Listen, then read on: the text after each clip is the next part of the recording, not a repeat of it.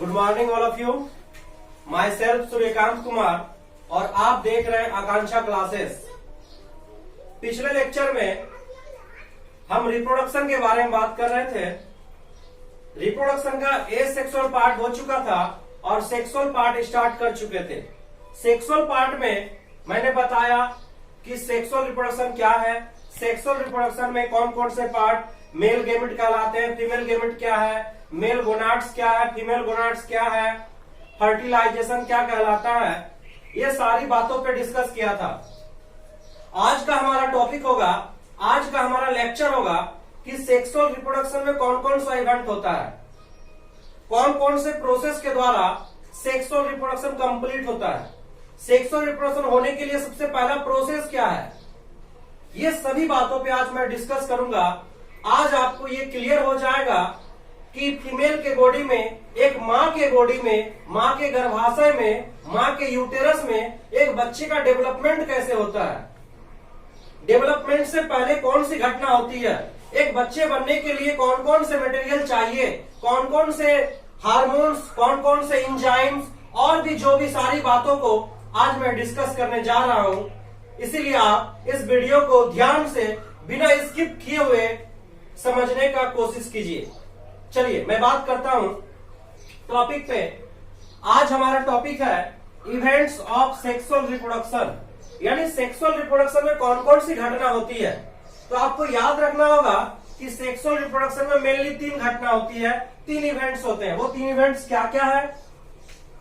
Pre fertilisation event, fertilisation event and post fertilisation event.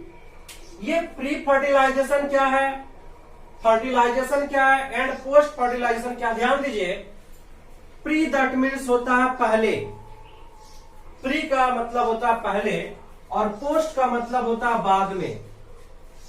आप simply एक बात समझने का कोशिश कीजिए। आप मान लीजिए कि आपके सामने एक मेल है, ये हमारा मेल है और ये फीमेल है, ये मेल और ये हमारा फीमेल है। ध्यान दीजिए, अब मान लीजिए ये दोनों एक कपल है। अगर ये दोनों कपल है तो ऑब्वियसली फीमेल के बॉडी में एक बच्चे का फॉर्मेशन होगा, फीमेल के बॉडी में एक बच्चे का फॉर्मेशन होगा। तो क्या ऑटोमेटिकली फीमेल के बॉडी में बच्चे का फॉर्मेशन नहीं हो सकता है? तो कौन कौन सी घटना होती है वो सारे घटना पे, यानी कि एक इम्ब्रियो, फीमेल के बॉडी में जो एक इम्ब्रियो का फॉर्मेशन होता है, एक न्यू बॉर्न बेबी का फॉर्मेशन है, बच्चे का फॉर्मेशन होता है, उसी फॉर्मेशन पे आज मैं डिस्कस करने जा रहा हूं। इसीलिए आप ध्यान से लेक्चर को समझिए। तो सबसे पहले कौन सा प्रोसेस होता होगा, ये बात पे अगर हम बात करें तो ध्यान दीजिए कि आप जानते हैं कि ये जो बेबी का फॉर्मेशन हुआ, ये जो एम्ब्रियो का फॉर्मेशन हुआ, तो इस एम्ब्रियो का फॉर्मेशन 2 चीज से हुआ है। एक हमारा स्पर्म और दूसरा फीमेल का ओवा, दैट मीन्स ओवम। आप ओवम को एग के नाम से भी जान सकते हैं, इसे एग भी कहते हैं। यानी कि एम्ब्रियो का फॉर्मेशन स्पर्म एंड ओवम दोनों से हुआ है। तो स्पर्म का फॉर्मेशन मेल में होता है और ओवम, मान लीजिए अभी एम्ब्रियो का फॉर्मेशन नहीं हुआ, अभी सबसे पहले क्या बन गया, स्पर्म एंड ओवम। मेल के बॉडी में स्पर्म का फॉर्मेशन हो रहा है, फीमेल के बॉडी में ओवम का फॉर्मेशन हो रहा है। अब आपके माइंड में ये क्वेश्चन आएगा, ये सवाल आएगा कि सर मेल का कितना एज होने से, हमारा कितना एज होगा तब हमारे बॉडी में स्पर्म बन सकता है? उसका कोई लिमिट एज है क्या? हाँ, मेल के बॉडी में स्पर्म बनने का एक डिफरेंट एज होता है। एक निश्चित एज होने पर ही मेल का बॉडी मैच्योरेशन सेक्सुअल बिहेवियर की ओर आगे बढ़ता है। तो मान लीजिए आप, जब मेल का एज 13 या 14 इयर्स होता है, जब 13 या 14 इयर्स का जब कोई मेल होता है, तब उसके बॉडी में स्पर्म फॉर्मेशन की प्रक्रिया स्टार्ट होती है। यानी कि स्पर्म बनने की प्रक्रिया को स्पर्मेटोजेनेसिस कहा जाता है। आप इस बात पे ध्यान दीजिए कि अभी कोई चाइल्ड का फॉर्मेशन, कोई एम्ब्रियो का फॉर्मेशन नहीं हुआ।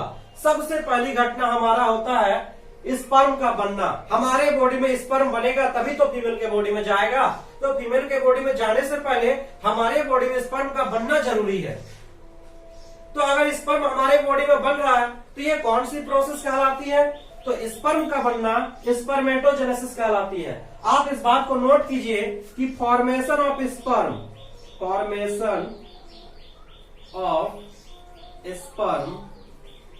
Is called spermatogenesis. आप इस बात को नोट कर सकते हैं कि स्पर्म बनने की प्रक्रिया स्पर्मेटोजेनेसिस कहलाती है, और स्पर्मेटोजेनेसिस की प्रक्रिया मेल के बॉडी में होती है या फीमेल के बॉडी में? मेल के बॉडी में, यानी हमारे बॉडी में, नर के बॉडी में स्पर्म बन रहा है, इसीलिए इस प्रोसेस को हम क्या कहते हैं? स्पर्मेटोजेनेसिस। यानी सेक्सुअल इवेंट का सबसे पहला इवेंट हमारा है गैमेटोजेनेसिस। गैमेटोजेनेसिस हम क्यों बोले? क्योंकि गैमेट आप जानते हैं, गैमेट हम दोनों को बोल सकते हैं, स्पर्म को भी गैमेट बोलते हैं और ओवम को भी गैमेट बोलते हैं। तो यानी कि सबसे पहले गैमेट का फॉर्मेशन होता है। हमारे बॉडी में जिस प्रकार स्पर्म का फॉर्मेशन होता है, उसी प्रकार फीमेल के बॉडी में भी ओवम का फॉर्मेशन होगा, तभी तो इसके बॉडी का स्पर्म निकलकर इसके बॉडी के अंदर ओवम के साथ फ्यूजन करेगा। अगर मान लीजिए कि इसके बॉडी में ओवम का फॉर्मेशन ही नहीं हुआ और स्पर्म का फॉर्मेशन हो गया, तो इनका स्पर्म इसके बॉडी में जाने के बाद भी कोई फायदा नहीं होगा, क्योंकि स्पर्म को ओवम चाहिए। ओवम नहीं मिलेगा तो स्पर्म जाकर वहां डिस्ट्रॉय हो जाएगा और फिर एक जाइगोट का फॉर्मेशन नहीं होगा, और जाइगोट नहीं बनेगा तो फिर इस फीमेल के बॉडी में एम्ब्रियो का फॉर्मेशन नहीं होगा। तो एम्ब्रियो के फॉर्मेशन के लिए स्पर्म और ओवम दोनों का होना जरूरी है और दोनों का फॉर्मेशन जरूरी है। तो दोनों का फॉर्मेशन अलग अलग में होगा। मेल में स्पर्म का फॉर्मेशन होगा और फीमेल में ओवम का फॉर्मेशन होगा। यही पहला प्रोसेस है सेक्सुअल इवेंट का, सेक्सुअल रिप्रोडक्शन का। सबसे पहले गैमेट का फॉर्मेशन होगा, मेल गैमेट का फॉर्मेशन होगा, फीमेल गैमेट का फॉर्मेशन होगा। मेल गैमेट मेल में होगा और फीमेल गैमेट फीमेल में होगा। मेल गैमेट के फॉर्मेशन को स्पर्मेटोजेनेसिस बोलेंगे and female gamete that means ovum के फॉर्मेशन को आप oogenesis बोल सकते हैं, यानी कि फॉर्मेशन ऑफ ओवम। तो आप देख सकते हैं कि सबसे पहले एक एम्ब्रियो बनने के लिए हमारा गैमेटोजेनेसिस होना अति आवश्यक है। गैमेटोजेनेसिस इंपॉर्टेंट है। ये गैमेटोजेनेसिस कितने टाइप के होते हैं? गैमेटोजेनेसिस दो टाइप के होते हैं। एक स्पर्म बनने की प्रोसेस स्पर्मेटोजेनेसिस और दूसरा ओवम बनने की प्रोसेस oogenesis। तो आप समझ चुके हैं कि सेक्सुअल इवेंट का पहला जो हमारा इवेंट है वो हमारा क्या है? गैमेटोजेनेसिस। हम गैमेटोजेनेसिस को प्री फर्टिलाइजेशन इवेंट में क्यों रखें? आप बोलिएगा सर ठीक है गैमेटोजेनेसिस तो हम समझे, लेकिन आप इसको प्री फर्टिलाइजेशन इवेंट में क्यों रखें? क्योंकि आप यहाँ नोट कीजिए, ये फर्टिलाइजेशन, देखिए फर्टिलाइजेशन तब तक नहीं हो सकता जब तक कि गैमेटोजेनेसिस नहीं हो सकता। गैमेट नहीं बनेगा तो फर्टिलाइजेशन कैसे होगा? तो फर्टिलाइजेशन होने से पहले गैमेट का फॉर्मेशन जरूरी है, इसीलिए हम लिखे प्री, मतलब प्री फर्टिलाइजेशन। फर्टिलाइजेशन से पहली वाली घटना है। गैमेटोजेनेसिस फर्टिलाइजेशन से पहली वाली फेज है, पहली वाली स्टेज है, इसीलिए हम इसे प्री फर्टिलाइजेशन इवेंट कहते हैं। तो आप याद रखिएगा, अगर आपसे पूछा जाए कि फर्टिलाइजेशन से पहले कौन सी फेज होती है, फर्टिलाइजेशन से पहले हमारे बॉडी में क्या होता है, मेल के बॉडी में क्या होता है, फीमेल के बॉडी में क्या होता है, तो आपको बताना होगा कि फर्टिलाइजेशन से पहले मेल के बॉडी में स्पर्म का फॉर्मेशन होता है और फीमेल के बॉडी में ओवम का फॉर्मेशन होता है। इस प्रोसेस को oogenesis और स्पर्मेटोजेनेसिस कहते हैं, और दोनों को अगर एक साथ बोला जाए तो गैमेटोजेनेसिस कहते हैं, क्योंकि दोनों गैमेट्स है, एक मेल गैमेट्स है और दूसरा हमारा फीमेल गैमेट्स है। आप जान चुके हैं कि प्री फर्टिलाइजेशन इवेंट में कौन सी प्रोसेस होती है? Gametogenesis. Gametogenesis are two types, spermatogenesis and oogenesis। What is spermatogenesis? Formation of sperm is called spermatogenesis and formation of ovum is called oogenesis। अब मान लीजिए कि हमारा मेल के बॉडी में स्पर्म का फॉर्मेशन हो चुका, फीमेल के बॉडी में ओवम का फॉर्मेशन हो चुका, लेकिन आप एक बात पे ध्यान दीजिए, आपको मैंने भी बताया कि मेल के बॉडी में 13 से 14 साल के बाद स्पर्म का क्वालिटी पे डिपेंड करता है कि स्पर्म कितना हाई क्वालिटी में बन रहा है। लेकिन आपको शायद पता नहीं होगा या पता भी है, फीमेल के बॉडी में ओवम बनने का फॉर्मेशन, ओवम बनने का प्रोसेस उसके जन्म से पहले ही स्टार्ट हो जाता है। ऐसा नहीं है कि कोई फीमेल आज जन्म ली, आज से फिर 13 साल के बाद 14 साल के बाद उसके बॉडी में ओवम बनेगा, ऐसा बिल्कुल नहीं है। जब कोई फीमेल अपनी माँ के गर्भाशय में होती है, अपने माँ के यूटेरस में होती है, जब वो एम्ब्रियोनिक स्टेज में होती है, उसी टाइम उसके बॉडी में ओवम बनने की प्रोसेस स्टार्ट हो जाती है। यानी कि जन्म से पहले फीमेल के बॉडी में ओवम बनना स्टार्ट हो जाता है, जबकि हमारे बॉडी में जब मैच्योरेशन फेज आता है, जब रिप्रोडक्टिव फेज आता है, उस टाइम में हमारे बॉडी में स्पर्म का फॉर्मेशन होता है। जबकि फीमेल के केस में बिल्कुल उल्टा है, फीमेल जन्म ही नहीं लेती है, उससे पहले उसके बॉडी में ओवम का फॉर्मेशन बनना स्टार्ट हो जाता है। मैं उस बात को रिप्रोडक्शन इन ह्यूमन पे बात करूंगा डिटेल्स में कि कब कैसे ओवम का फॉर्मेशन होता है। फिलहाल अभी आप शॉर्ट में समझने की कोशिश कीजिए यहाँ पर कि फीमेल में ओवम का फॉर्मेशन इसके जन्म से पहले ही हो जाता है, लेकिन वो मैच्योर्ड नहीं होता है। मैच्योरेशन उसका 13 से 14 साल के बाद, 13 से 14 साल के बाद क्या होता है, इनके बॉडी में मिलियंस ओवम का फॉर्मेशन होता है। मिलियंस क्या होता है, उसके बाद हर मंथ इसके ओवरी से एक ओवम रिलीज होता है। इसके बॉडी में, इसके ओवरी में मिलियंस ऑफ एग जमा है, मिलियंस ऑफ ओवम जमा है, बन के तैयार है। 13 से 14 साल तक में मिलियंस, लाखों इसका जो ओवम्स है ओवरी के अंदर बन के तैयार है। अब क्या है, जैसे इनका एज 13 से 14 साल का होता है तो हर मंथ इसके ओवरी से एक ओवम रिलीज होता है। एक महीना में केवल एक ही ओवम रिलीज होगा। कभी कभी ऐसा रेयर केस में हो सकता है कि एक मंथ में दो ओवरी होता है, दोनों ओवरी से एक ओवम रिलीज हो जाए, दैट मीन्स 2 ओवम रिलीज हो जाए। तो उस कंडीशन में ट्विंस का निर्माण हो सकता है, जुड़वे बच्चे का निर्माण हो सकता है। तो आपको बताएंगे कि जुड़वा बच्चा क्यों होता है, जुड़वा बच्चा क्यों नहीं होता है, क्या पॉसिबिलिटी है जुड़वा बच्चा होने का, ये सारे बातों पे मैं डिस्कस करूंगा। वो स्पेशली रिप्रोडक्शन इन ह्यूमन पे बात करूंगा।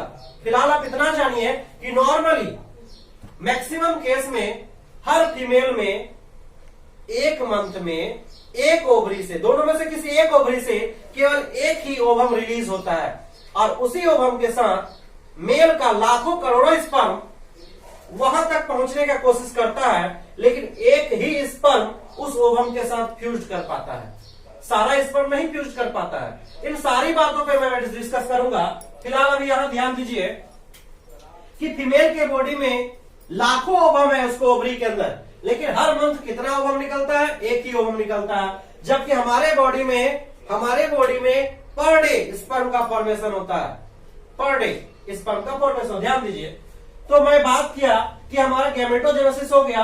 अब गैमेटोजेनेसिस जब हो गया, हमारे बॉडी में स्पर्म बन गया, फीमेल के बॉडी में ओवम बन गया, और अगर दो कपल्स है, अगर ये दो कपल्स है तो इसका स्पर्म इसके बॉडी के अंदर जाएगा, इसके बॉडी के अंदर जाएगा और उसके ओवम के साथ फ्यूज करेगा, और इस प्रोसेस को हम क्या कहते हैं, फर्टिलाइजेशन। यानी गैमेटोजेनेसिस के बाद वाली जो हमारी अवस्था है, वो हमारी फेज जो है, इवेंट जो है, उस इवेंट को फर्टिलाइजेशन कहते हैं। यानी fusion of sperm and ovum, fusion of sperm with female gamete ovum is called fertilisation.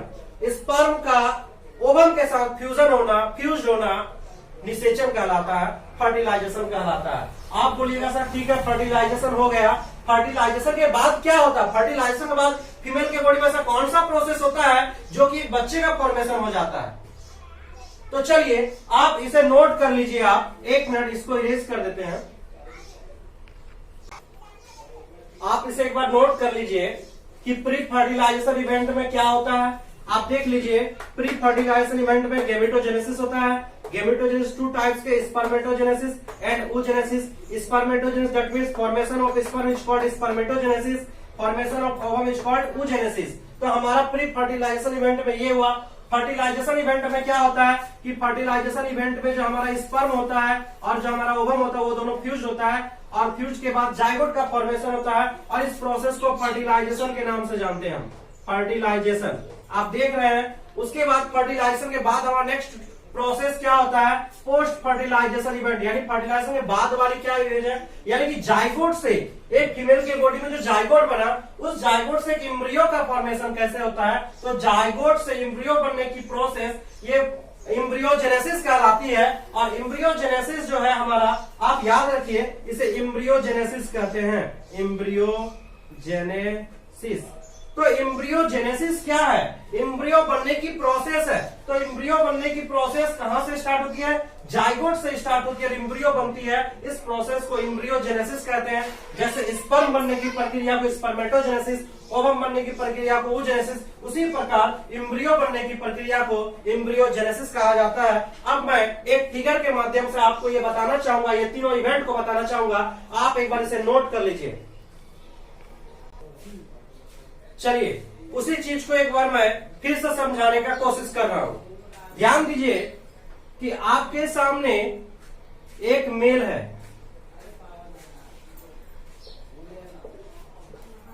आपके सामने एक मेल है और एक फीमेल है। ये मेल हो गया और ये हमारा फीमेल हो गया। ध्यान दीजिए, और इस फीमेल का एज आप मान लीजिए 18 ईयर्स और इसका 21 ईयर्स।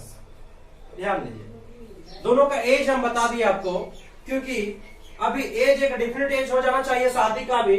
18 साल से नीचे के फीमेल को शादी नहीं करना चाहिए। क्यों नहीं करना चाहिए, इस पे बहुत सारी बात है। आज बहुत सारे जगहों पे ऐसा होता है कि वो अभी लड़की 9th क्लास या 10th क्लास में पढ़ रही है और उनका गार्जियन उन्हें शादी दिला दे रहा है। ऐसा बिल्कुल गलत है, क्योंकि आप तो समझ रहे हैं कि अभी जितना जल्दी शादी दे दे उतना जल्दी अच्छा है, लेकिन आपको ये बात पता नहीं है कि अभी वो शादी तो आप दे चुके हैं, लेकिन उनका बॉडी अभी सुटेबल नहीं है बच्चे निर्माण करने के लिए। उनका यूटेरस अभी सुटेबल नहीं है, स्टेबल नहीं है बच्चे निर्माण करने के लिए। जब बच्चे का फॉर्मेशन होगा, जब बच्चे का पार्चुरेशन होगा, जब वो बच्चे को जन्म देगी, उस टाइम में उसे प्रॉब्लम हो सकता है, उससे माँ का भी डेथ हो सकता है, इस लेडीज का भी डेथ हो सकता है। तो इनका बॉडी अभी सुटेबल नहीं है, इसीलिए एक डिफरेंट एक निश्चित एज पर ही शादी देना चाहिए फीमेल का। चलिए मैं बात करूंगा कि मान लीजिए आपके सामने एक मेल है और दूसरा फीमेल है। मेल के बॉडी में मान लीजिए कि स्पर्म का फॉर्मेशन हो चुका, मेल के बॉडी में स्पर्म का फॉर्मेशन हो गया और ये स्पर्म इस फीमेल के, ध्यान दीजिए अभी मैं इसके रिप्रोडक्टिव सिस्टम के बारे में बात नहीं कर रहा हूं। Reproductive system, reproduction in human पे बात करेंगे। आप समझिए कि इसके बॉडी में फीमेल रिप्रोडक्टिव सिस्टम है और इसके बॉडी में मेल रिप्रोडक्टिव सिस्टम है। ये क्या है मैं आगे बात करूंगा। फिलहाल इसके यहाँ दोनों साइड पे ओवरी इस टाइप का पाया था, ये ओवरी है, लेफ्ट एंड राइट दोनों साइड ओवरी है। ये हमारा इसका हो गया ओवरी, और इस ओवरी से इस ओवरी के अंदर बनता ओवम। अब मान लीजिए कि एक ओवम इसके बॉडी से यहां रिलीज हो गया। मान लीजिए आप कि एक ओवम है, एक ये ओवम है, और इनका स्पर्म जो है इनके बॉडी के अंदर जाके इस ओवम के साथ फ्यूजन किया। स्पर्म है, इसके साथ फ्यूजन किया और यहां पर दोनों फ्यूजन के बाद क्या बन गया? जाइगोट। ये दोनों मिलकर क्या बन गया? जाइगोट।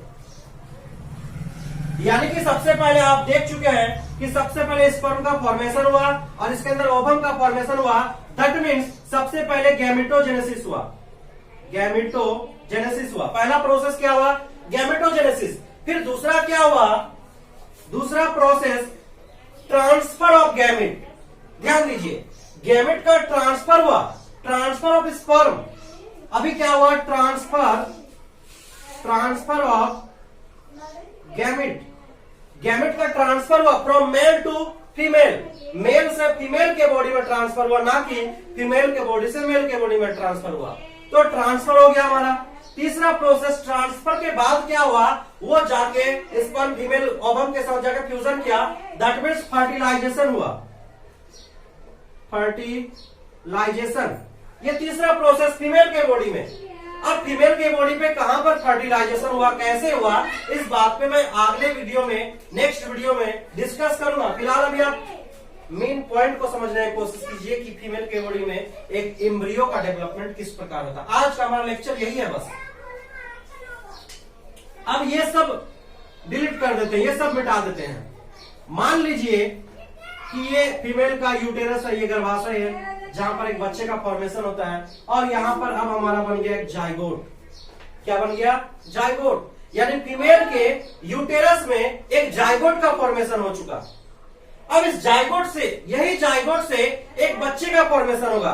तो किस प्रकार जाइगोट में कौन कौन सा मॉडिफिकेशन होता है, जाइगोट में क्या क्या परिवर्तन होता है, ये सारी बातों पे मैं बताऊंगा अभी जस्ट कि जाइगोट से कैसे एम्ब्रियो का फॉर्मेशन होता है। ध्यान दीजिए, यहां तक आप समझ चुके होंगे। अब मैं आगे बात करूंगा। पॉज कर लो। चलिए देखते हैं कि जाइगोट से एम्ब्रियो का फॉर्मेशन कैसे होता है।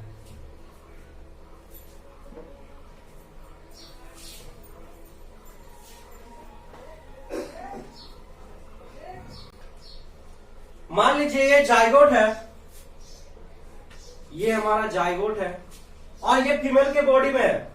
अभी ध्यान दीजिए, और जाइगोट को हम 2n से डिनोट कर, दैट मीन्स डिप्लॉयड। आपको बता चुके हैं कि डिप्लॉयड और हेप्लॉयड क्या होता है। डिप्लॉयड दैट मीन्स इसमें कितना क्रोमोसोम होगा, 23 पेयर्स क्रोमोसोम होगा।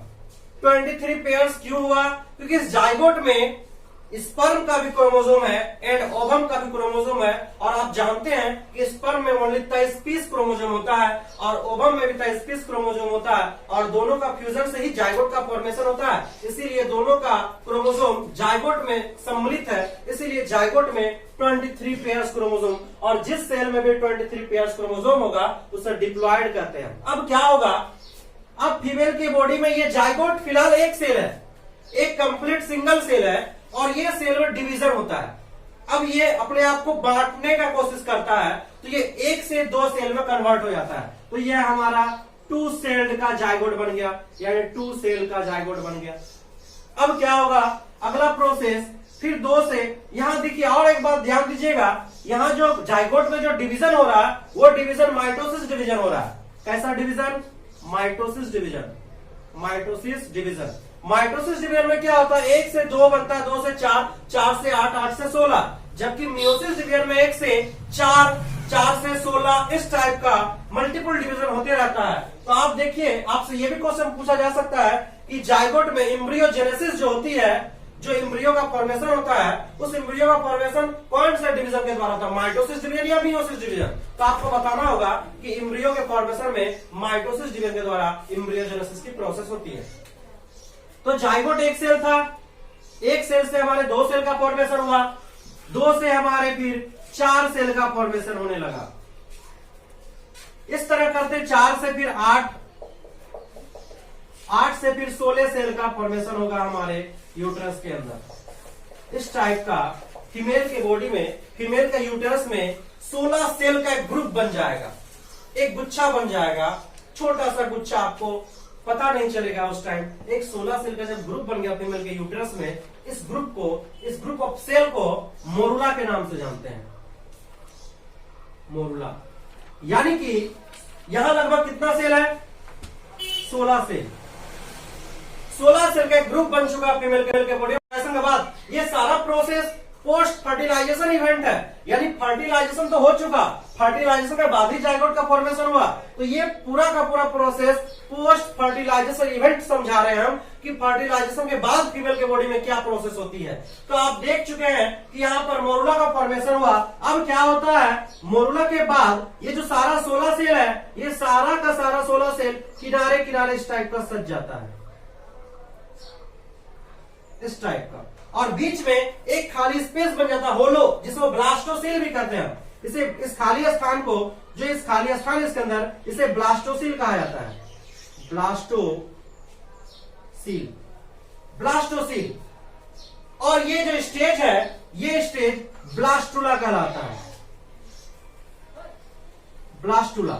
यानी कि मोरुला के बाद ब्लास्टुला स्टेज आया फीमेल के बॉडी में। लेकिन इसमें सेल का डिवीजन नहीं हुआ, ऐसा नहीं कि 16 से 32 सेल हो गया, स्टेज कन्वर्ट हो गया और वो स्टेज कहलाने लगा ब्लास्टुला। अब क्या होता है, इसके आगे प्रोसेस क्या है, अगला प्रोसेस है इसके बाद ये ब्लास्टुला स्टेज डेवलप करके 3 लेयर का फॉर्मेशन करता है, इस टाइप का 3 लेयर का फॉर्मेशन करता है, और सारा सेल इस टाइप का अंदर में अरेंज हो जाता है। आप देख सकते हैं इनको,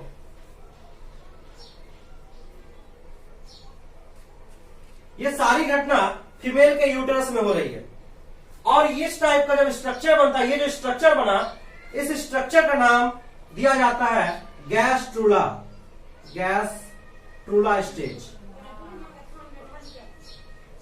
आप देख सकते हैं कि गैस्ट्रूला स्टेज में 3 लेयर का फॉर्मेशन हुआ, 3 जर्मिनल लेयर का फॉर्मेशन हुआ। अभी तक एम्ब्रियो का फॉर्मेशन नहीं हुआ, एक बच्चे का फॉर्मेशन नहीं हुआ। अभी तक आप देख सकते हैं कि फीमेल के यूटेरस में 3 लेयर का फॉर्मेशन हुआ, गैस्ट्रूला स्टेज का फॉर्मेशन हुआ। और इसी तीनों लेयर का सबसे बाहरी जो लेयर है इसे इक्टोडर्म के नाम से जाना जाता है। इक्टोडर्म, मीजोडर्म और ये इंडोडर्म। आप देखिए कि गैस्ट्रूला में 3 लेयर का फॉर्मेशन हुआ, इक्टोडर्म, मीजोडर्म एंड इंडोडर्म। अभी हमारा एक जर्मिनल लेयर का फॉर्मेशन हुआ। दैट मीन्स हमारा एक न्यू तैयार हुआ। एक बच्चे का डेवलपमेंट के लिए बच्चे का बॉडी का जो भी ऑर्गन का फॉर्मेशन होगा उस ऑर्गन को बनाने वाला एक मशीनरी तैयार हुआ, एक मशीन तैयार हुआ और उस मशीन का ही नाम हमारा गैस्ट्रूला। और उस मशीन में जितने सारे औजार है वो औजार हमारा इक्टोडर्म, मीजोडर्म और इंडोडर्म।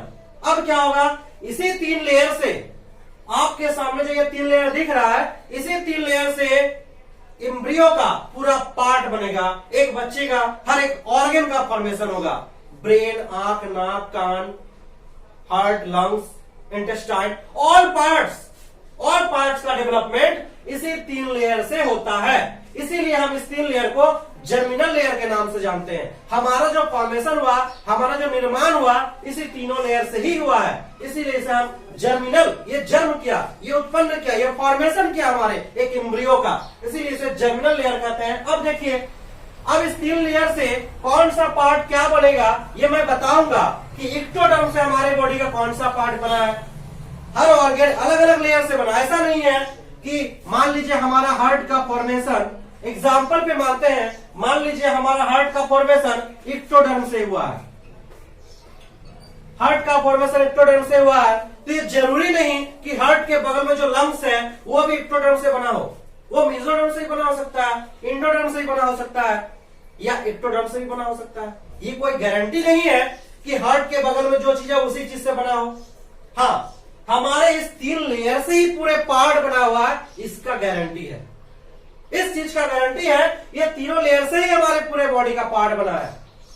दूसरा या चौथा कोई ऐसा पार्ट या ऐसा कोई लेयर नहीं है जिससे हमारा फॉर्मेशन हुआ है। हमारा फॉर्मेशन केवल और केवल गैस्ट्रूला स्टेज से ही हुआ है। आप देख सकते हैं इसी गैस्ट्रूला स्टेज से मान लीजिए कि इक्टोडर्म सबसे पहले हमारा हार्ट का फॉर्मेशन किया। फीमेल की बॉडी में सबसे पहले हार्ट का फॉर्मेशन हुआ, फिर क्या हुआ, हार्ट का फॉर्मेशन हुआ, ब्रेन का फॉर्मेशन हुआ। इस तरह करते करते धीरे धीरे क्या हुआ, पूरे बॉडी पार्ट का एक फॉर्मेशन हो गया। तो हमारा जो पूरा एक बॉडी पार्ट, एक एम्ब्रियो का जो फॉर्मेशन हुआ फीमेल के यूटेरस में, एक एम्ब्रियो का जो फॉर्मेशन हुआ, इस एम्ब्रियो का फॉर्मेशन में यहाँ इसके जस्ट पीछे गैस्ट्रूला स्टेज का हाथ है और गैस्ट्रूला स्टेज में तीनों लेयर के द्वारा ही पूरे एम्ब्रियो का बॉडी का पार्ट है। तो इस प्रकार हमारा एक एम्ब्रियो का फॉर्मेशन हुआ और इसी पूरे प्रोसेस को हम एम्ब्रियोजेनेसिस के नाम से जानते हैं। Embryogenesis,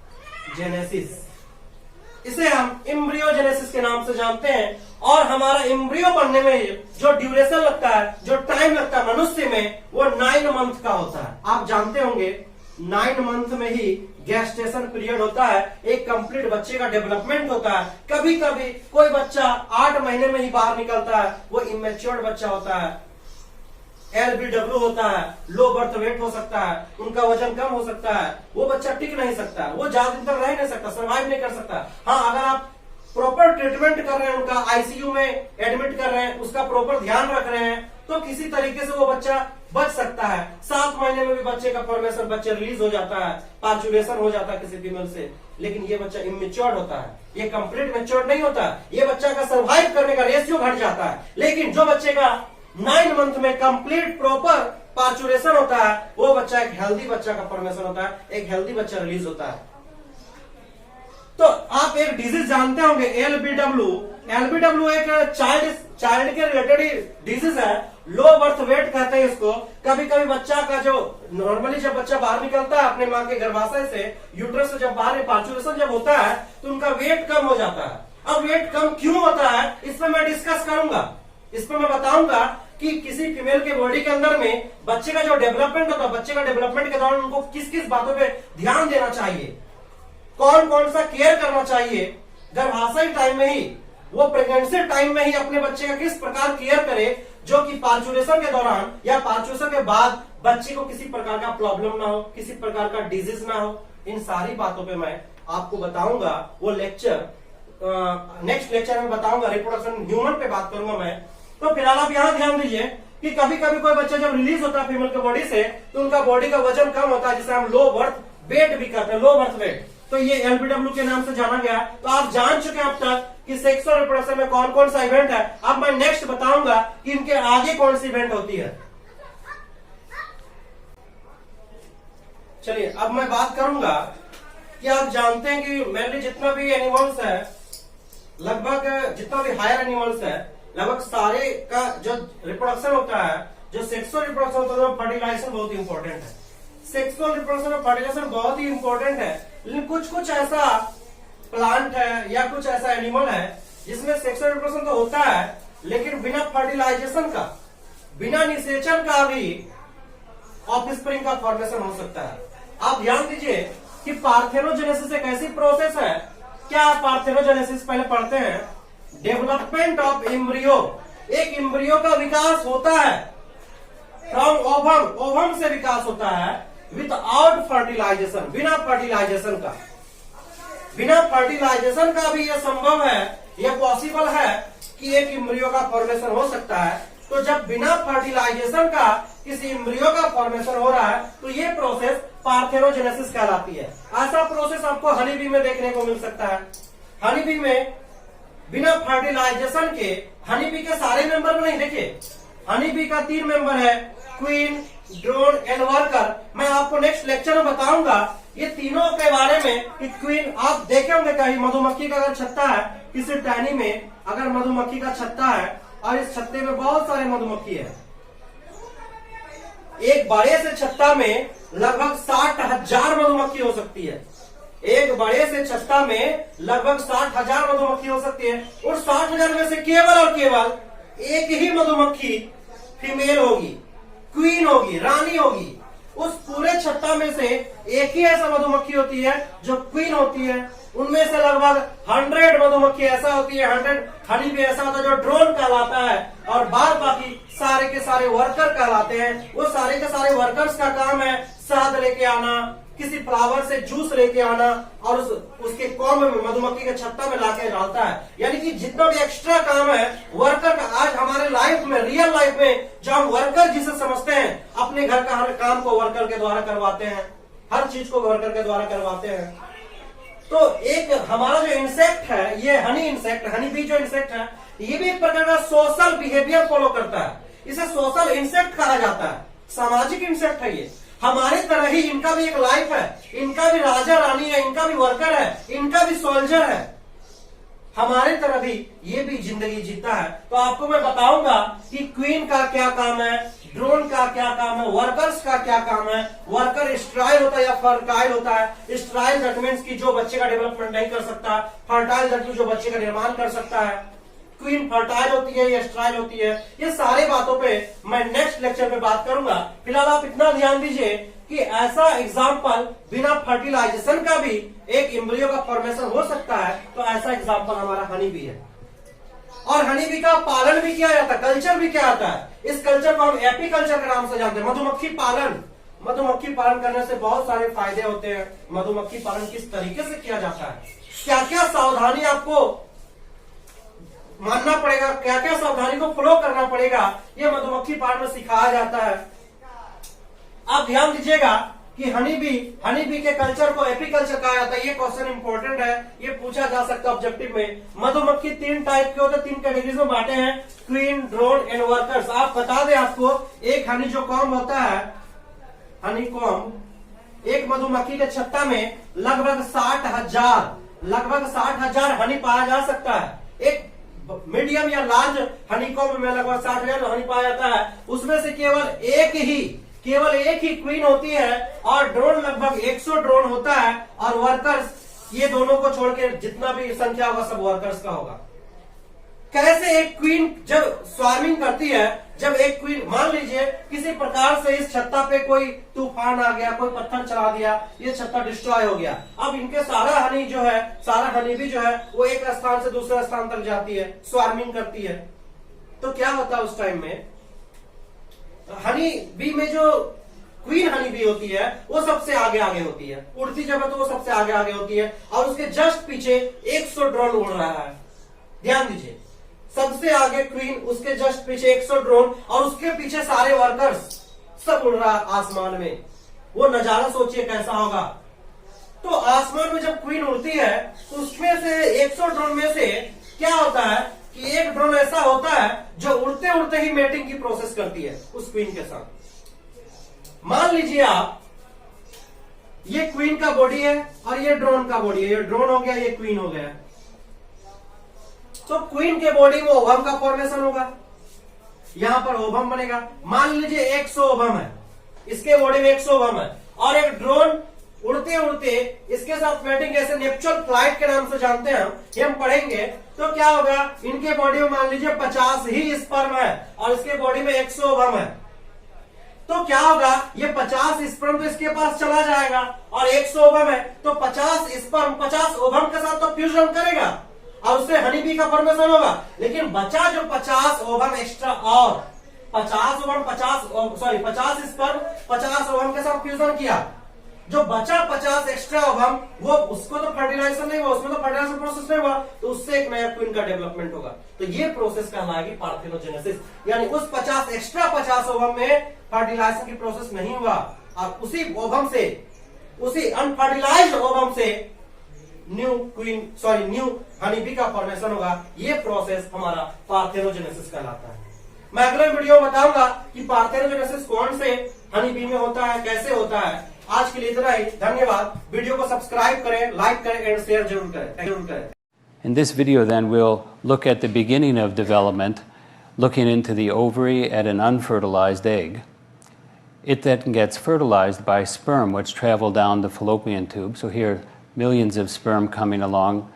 Several of them will hit the egg and try to penetrate it, but one will win, as it were, go into the nucleus, and then there's a reprogramming process where the male and female nuclei have their genes set aside to be turned on and off for early development.